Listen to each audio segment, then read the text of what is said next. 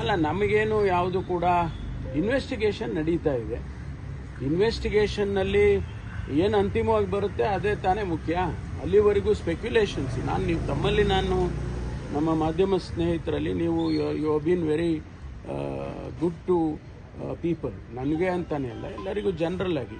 But my only request ಈ speculation ಮಾಡೋದಕ್ಕಿಂತ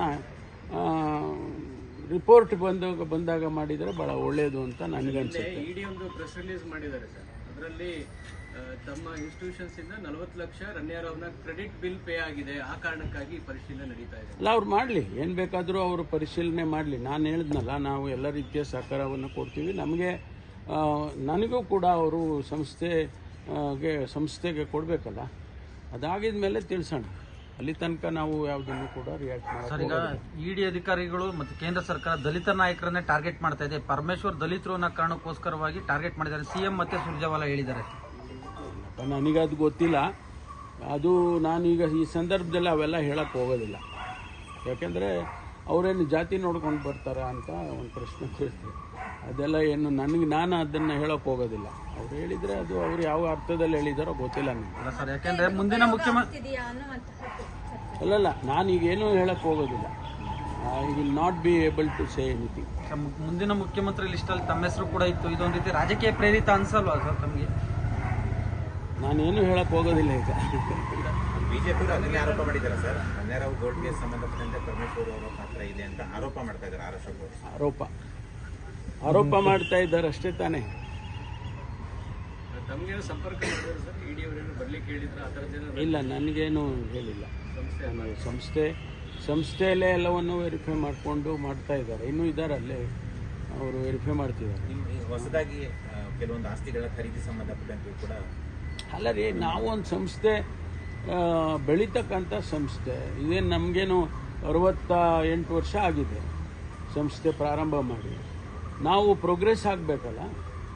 ನಾವು ಇಂಜಿನಿಯರಿಂಗ್ ಕಾಲೇಜ್ ಮಾಡ್ದೋ, ಮೆಡಿಕಲ್ ಕಾಲೇಜ್ ಮಾಡ್ದೋ, 2 ಮೆಡಿಕಲ್ ಕಾಲೇಜ್ ಮಾಡ್ದೋ, ಆಮೇಲೆ ಇತ್ತೀಚೆಗೆ ಮತ್ತೊಂದು ಇಂಜಿನಿಯರಿಂಗ್ ಕಾಲೇಜು, ಅದು ಅವರು ಪರಿಚಯದವರೇ, ನಮ್ಮ ಶಾಸಕರಾಗಿದ್ದಂಥವರು ಶಫಿ ಅಹಮದ್ ಸಾಹೇಬರು, ಅವರು ಮುಚ್ಚುವ ಸ್ಥಿತಿಗೆ ಬಂದಿತ್ತು. ಅದನ್ನು ನನ್ನ ಹತ್ರ ಬಂದವರು ಕೇಳಿಕೊಂಡ್ರು, ನಮಗೆ ಮುಚ್ತಾ ಇದ್ದೀವಿ, ದಯವಿಟ್ಟು ನೀವಾದರೂ ತೊಗೊಳ್ಳಿ, ನಡೆಸಿ. ಆಯ್ತಪ್ಪ, ನಮಗೆ ಸಾಧಕ ಬಾಧಕ ನೋಡ್ಕೊಂಡು ಮಾಡ್ತೀವಿ ಅಂತೇಳಿ ನಾವು ತೊಗೊಂಡ್ವಿ, ಟೇಕನ್ ಓವರ್ ಮಾಡಿದ್ವಿ. And everything is in black and white. ಇದರಲ್ಲೇನು ಹಿಂದೆ ಮುಂದೆ ಇಲ್ಲ. ಮತ್ತು ಆ ಸಂಸ್ಥೆಯನ್ನೇ ಈಗ ಪುನಶ್ಚೇತನ ಮಾಡ್ತಾ ಇದ್ದೀವಿ. ನಮ್ಮ ಸಿದ್ಧಾರ್ಥ ಸಂಸ್ಥೆಯಲ್ಲಿ 40,000 ಇಂಜಿನಿಯರ್ಸ್ ಆಚೆ ಬಂದಿದ್ದಾರೆ ಕಳೆದ 35 ವರ್ಷದಲ್ಲಿ, ಮತ್ತು 10,000 ಡಾಕ್ಟರ್ಸ್ ಆಚೆ ಬಂದಿದ್ದಾರೆ. ನಮ್ಮದೇನೋ ಒಂದು ಅಳಿಲ ಸೇವೆ ನಮ್ಮ ತಂದೆಯವರು ಮಾಡಿದ್ದು. ಈ ಸಂಸ್ಥೆ ನಮ್ಮ ಮಲ್ಲಿಕಾರ್ಜುನ್ ಖರ್ಗೆ ಅವರು ಕೂಡ ಅಧ್ಯಕ್ಷರಾಗಿದ್ದರು, ಮಲ್ಲಿಕಾರ್ಜುನ್ ಸ್ವಾಮಿ ಅವರು ಅಧ್ಯಕ್ಷರಾಗಿದ್ದರು. ಹಾಗಾಗಿ ನಮಗೆ ಆ ಸಂಸ್ಥೆಯನ್ನು ಬೆಳಿಬೇಕು ಅಂತಕ್ಕಂಥದ್ದು, ಬೆಳೆಸಬೇಕು ಅಂತ. ಅದೇ ತಪ್ಪು ಅಂದರೆ ಹೇಗಾಗುತ್ತೆ? ಸಾಕಷ್ಟು ವರ್ಷಗಳಿಂದ ನಡೀತಾ ಇದೆ ಸಂಸ್ಥೆ, ಈಗ ಇಡಿಯವರು ಅದರಲ್ಲಿ ತಪ್ಪು ಹುಡುಕಕ್ಕೆ ಹೋಗಿದ್ದಾರೆ ಅಂತೇಳಿ ಸುರ್ಜೇವಾಲಾ ಟೀಕೆ ಮಾಡ್ತಾರೆ. ಎಲ್ಲ ಮಾಡಲಿ, ಮಾಡೋದಕ್ಕೆ ನಾನು ಬೇಡ ಅಂತ ಹೇಳೋದಿಲ್ಲ, ಮಾಡಲಿ. ಗೋಲ್ಡ್ ಕೇಸ್ ಪ್ರಕರಣಕ್ಕೂ ನಿಮ್ಮ ಶಿಕ್ಷಣ ಸಂಬಂಧ ಇಲ್ಲ ಅಂತೀರಾ ಸರ್? ನೋಡಿ, ನಾನು ಏನೂ ಹೇಳಕ್ಕೆ ಹೋಗಲ್ಲ. ರಿಪೋರ್ಟ್ ಬರಲಿ ಅಲ್ಲ. ಸಂಬಂಧ ಯಾರು ಹೇಳಿರೋದು? ಹಿಂದೇನವರು ಯಾರೋ ಹೇಳಿದ್ದಾರೆ ಅಂದ ತಕ್ಷಣಕ್ಕೆ ನಾನು ಅದಕ್ಕೆ ಉತ್ತರ ಕೊಡಕ್ಕೆ ಹೋಗಲ್ಲ.